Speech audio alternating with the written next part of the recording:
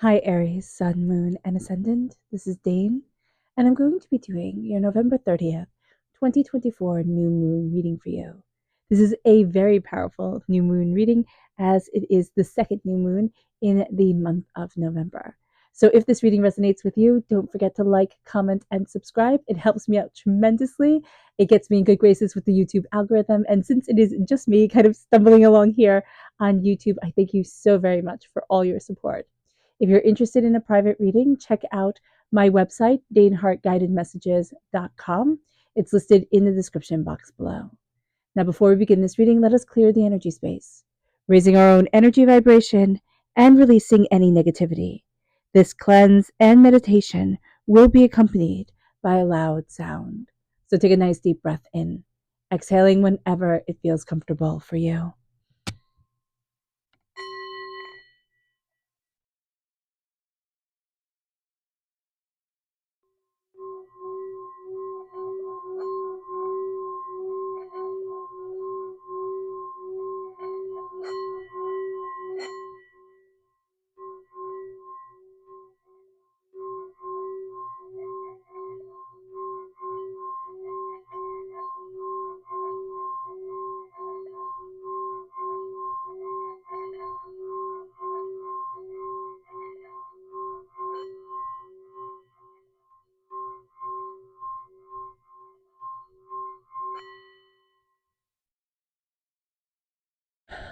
Releasing all negativity from the body like storm clouds, letting yourself feel calm, centered, and at peace as we enter into this safe and loving space. All right, Aries, let's see what the tarot has to say. Angels and spirit guides, show them clearly. Guide this reading and show them clearly. So we're crowned by the Ace of Wands. I love that for you. With the Four of Cups reversed, the Two of Wands, angels and spirit guides, show them clearly. Guide this reading. We have the Eight of Wands reversed and the Moon reversed. Interesting. Angels and spirit guides. We have the Three of Pentacles, angels and spirit guides, show them clearly. We have the Five of Cups. We have the Hangman reversed. We have the Six of Pentacles reversed, angels and spirit guides, show me clearly. We have the Fool, angels and spirit guides. And we have, oh, I love that, the King of Wands. Now let me make sure everything is in frame. Perfect. Okay. So, with the King of Wands and the Ace of Wands crowning this whole entire reading, we are getting a gift from God's Source Spirit. However, you see the divine, the universe, we are taking it. We are also going to be with this moon, even though we have the moon here reversed. So, this new moon, which is in Sagittarius, is going to be a bit intense. It can, bring up a lot of questions. We can have a lot of fears that we are facing, or doubts come forward. And also, the sense is going to come forward during this time. It's like, I have a better grip on things than I realize. Like, I am more capable, I am more powerful than I ever gave myself credit for.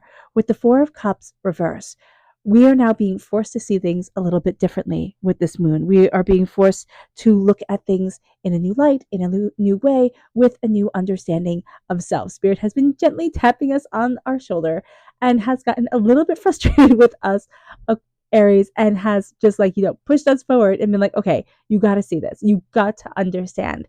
There's going to be something with water here. I just heard aqua come forward. So just being aware of that is going to be very important as well. And it can even be, setting out a cup of water in a glass cup during this new moon and just letting it charge with the darkness, with the silence, with the stillness. And that can be very powerful to take in that stillness and take in that deeper understanding. With the Two of Wands, doors are opening. So we're going to be kind of pushed to see things differently, doors open. And then with the Eight of Wands, things move slowly. So this moon isn't going to make everything kind of speed up and become very chaotic.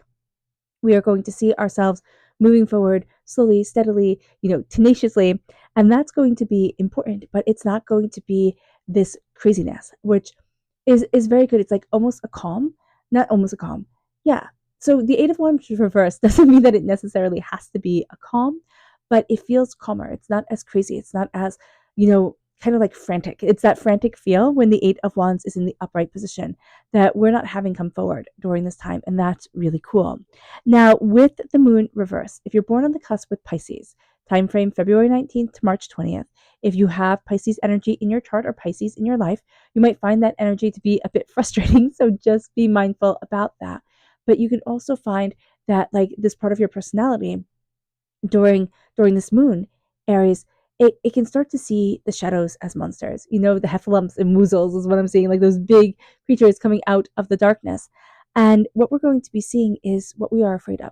So in the stillness of this Sagittarius new moon, when we set our intentions for the Sagittarius full moon 6 months from now, we start to see our power. We start to see our understanding. We start to see us in a very different light. It leads us to the Three of Pentacles. We're going to work very well with others, and we're going to be very inspired by a collaboration of understandings.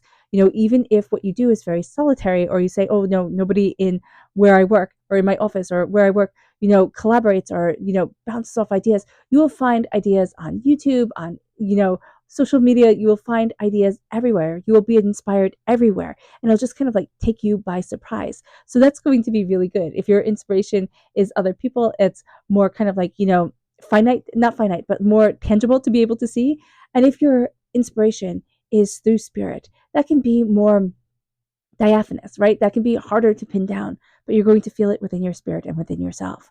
With the Five of Cups, you're changing your mind, you're changing your life, you're changing the way that you look at things.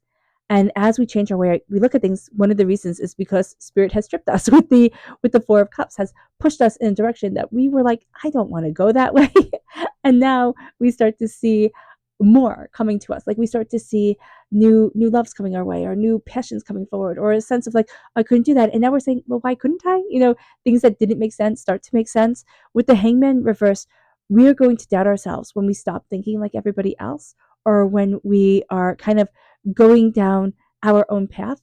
It doesn't mean that we're doing anything reckless, or it doesn't mean that we're doing anything foolish. What it means is that we're starting to believe in us. And by spirit saying not anything reckless or foolish, like if people are saying, hey, be mindful about this person, you don't listen to them. When people are saying, oh, you know, that might not be the best idea.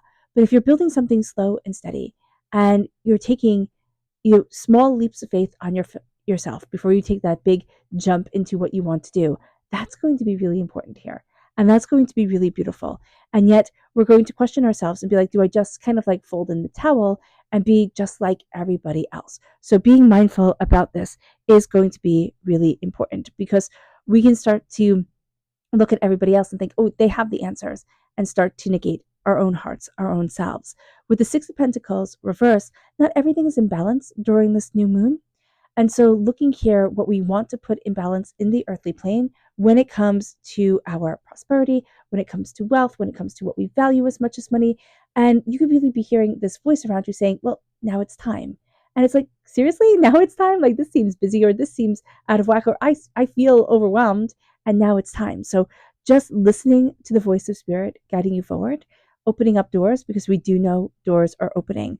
With the Fool, it is time to take that leap of faith on you. It is time to say, this is what I love. This is what I want. This is how I'm jumping forward. And that's going to be a beautiful idea. With the King of Wands, this is you. You are represented by the wands in the minor arcana, Aries. And this is you moving forward as a king. You know, the Fool, we worry. We worry will people think we're foolish. We worry of how, you know, we'll be perceived by the world. We worry that things won't work out exactly as we imagined, and they never do. You know, they never do. A storybook and a fairy tale, you know, people gravitate towards them. People gravitate towards, you know, movies and Hallmark and all these things, because it gives you the endings and the way that we want things to be, and not necessarily the way things actually are. And so taking that leap of faith on us and knowing that life is messy and things are, you know, intense, that's very important, and that's very powerful. And with the King of Wands, embracing your power, embracing your prosperity, and seeing yourself and putting that crown on your head is very important, and is just like everything during this moon. It's like, no, this is me. I'm not coming in as any lesser. You know, I am a king. I am a king, and I am embracing my power. This is also stepping into the sacred masculine aspects of ourselves. And it's not the toxicity. You know, people look at the sacred masculine, the sacred feminine, they see toxicity, you know, at times. And this isn't the toxicity of anything. It is stepping into the power of the self, the determination, the insight, the focus, and the love and the nurturing that comes in different ways. So here, letting yourself be that king and letting yourself embrace that power is a very big thing. Now it moves us to our spirit message. Angels and spirit guides, show me clearly. Guide this reading. And show me clearly right here. This is the blackbird. It says the magical and unique qualities of your untapped potential are unfolding now, and that is beautiful for you. There is this real sense of so much more coming forward here, Aries, and you opening to it. It's kind of like a flower opening, to the sun. You're opening to it. You're opening to yourself and your grace and what you desire in your life. It moves us then to the energy to be mindful of. Angels and spirit guides, show me clearly. Guide this reading and show me clearly. This is the Nine of Pentacles. This isn't, when the Nine of Pentacles is to be mindful of, it's not honoring your hard work. It is always pushing yourself further. It is surrounding yourself with people who don't honor your hard work, who don't see everything that you do, who are always like, okay, well, you did that, but you could have done this, or you should have pushed more. So just being mindful about this is going to be a very important thing during this time where, yes, when the success comes in at the Nine of Pentacles, yeah, there's a heck of a lot more work to come, but reveling in the beauty and the power that is you, and in the connection that is you, and in everything that you have done that has gotten you this far, that's a beautiful thing. And that's something we don't usually do. Like the Nine of Pentacles is telling us to stop being so human as to always look towards the next thing, the next achievement, the next goal. Then I'll be happy with me. Then I'll be happy. And stand in the here and the now and be happy with who you are. And that's a big ask. That's a really big ask. It moves us then to our chakra energy. Angels and spirit guides, show me clearly. Guide this reading and show me clearly, angels. Here we have angels and masters, your angels and your spirit guides. This is the soul star chakra located 6 inches above your crown. And this is being blessed. This is your angels cupping you in their wings, protecting you during this new moon. And this is going to be the time where you sit with your intentions, right? We contemplate on a new moon, or we just even kind of like flippantly think during a new moon, oh, this is what I want to achieve. This is how I want to succeed. This is how I want to move forward. And the door starts to open. And it could be throwaway thoughts that wind up having more significance and validity to them. And it could be things that we are really, shaping and sculpting and honing our skill in. And so with the soul star chakra and with our angels protecting us and guiding us during this time, be very mindful of your mind. Be very mindful of your thoughts, your words. If you write things down, right? Or just the words that we say, we are spelling our lives, right? We spell out the word, but we are casting a spell of our existence and our lives through our words. And they have tremendous power. Acknowledging that and embracing that within you is just going to be so important. It moves us then to our Luna message. Angels and spirit guides, show me clearly. Guide this reading and show me clearly. Angels and spirit guides. Abundance and focus. So there is a new focus of abundance coming forward, which I love for you. Angels and spirit guides, show me clearly. Guide this reading. Okay. Angels and spirit guides. Interesting. So a new romantic cycle is beginning. This is out of balance, but we have the 6 of Pentacles, which shows that things are out of balance. Like we need to look at the seeds that we want to plant, how we want to move things forward, being a lot more intentional, being a lot more mindful. A new personal issue reaches resolution. There's going to be a understanding, a healing, a deeper knowledge that comes out of this moon and this time. And be bold and make the first move is reversed. We have a timidity to us, but it's over, which I love. It is over the Fool and the King of Wands. So this moon naturally brings with it a bit of timidity to us, like makes us hold back, makes us think, oh, I can't possibly do that. And then we have this power to us. We have this focus and this force to us. This is, but yes, I can. So know that the king is going to come out and is going to say, but yes, I can, because I must. And there's going to be that power here of, yes, I can, because I must. And that's going to be very important. You're going to find that you do things because there's a necessity to get it done, that you need to. And that really starts to change your world. That really starts to like put things in focus, like, oh, I need to do this because I just have to. And then all of a sudden, once you have to do it and you see yourself, like the ball gets rolling, all of a sudden you have a speed and a momentum to you that is really quite extraordinary. It moves us then to our subconscious spirit message, which is the white owl. Oh, I love the white owl. The wisdom and message of the divine are within you. And that's, again, your angels and your spirit guides speaking to you, your connection with the soul star chakra located 6 inches above your crown. It moves us then to the energy to be mindful of, which is rebirth, which is kind of feeling a bit stuck, a bit overwhelmed, doubting that we could possibly move forward in the way that we want to, we need to, or feeling like, no, this is how it's always going to be. And I don't get the luxury of transformation, or I don't get to transform. Others do, but I always get to struggle. And again, remember, the words that we say are casting a spell over us. So spell yourself for greatness, because here, let yourself be reborn. But do know that as we are transforming, we are afraid and we are a bit overwhelmed. So there is going to be some apprehension with that. It moves us then to our chakra energy, which is revelations. And not revelations, this is relationships. This is the sacral chakra. I love that the two kissing faces, kind of make a heart, but they also really also look like the lungs to me. And our relationships power our lungs, power our voice, power our world. Again, how we speak, how we connect.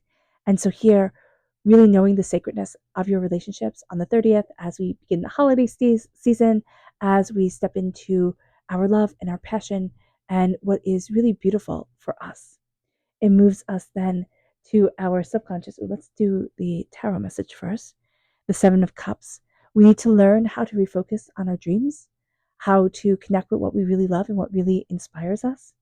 And it moves us then to luck is on your side and discernment. So luck is on your side, but remember to be discerning. Remember to be very careful, very mindful with what you are letting into your world, purchases that you're making, the energies that you are connecting with, because discernment here is all over the place. It's like we're letting all this energy affect us, even if we're not letting people like into our homes, right? There's this chaos that can just overwhelm us. We're not being discerning with the energy we let in. It is okay to put up barriers. It is okay to say, no, that's not right for me.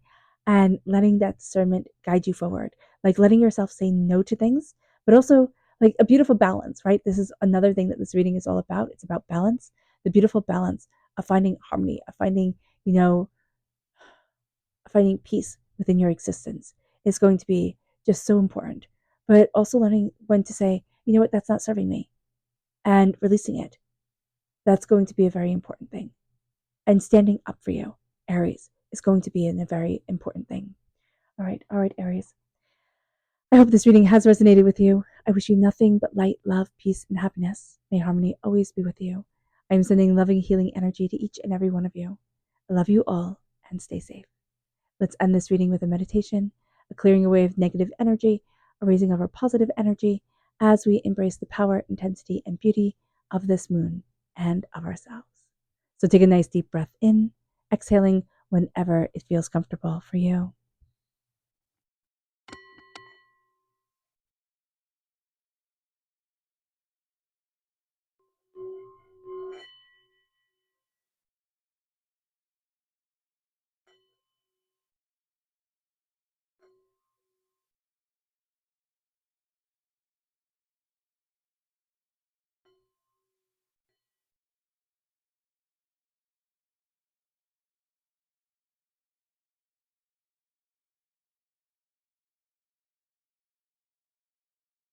May you move forward in peace and in harmony, Aries. May blessings and prosperity always be with you. I love that the singing bowl was just like, okay, we're done. We're going to fall down. Have a blessed moon and happy holidays, everyone. All right. Love you all. Bye.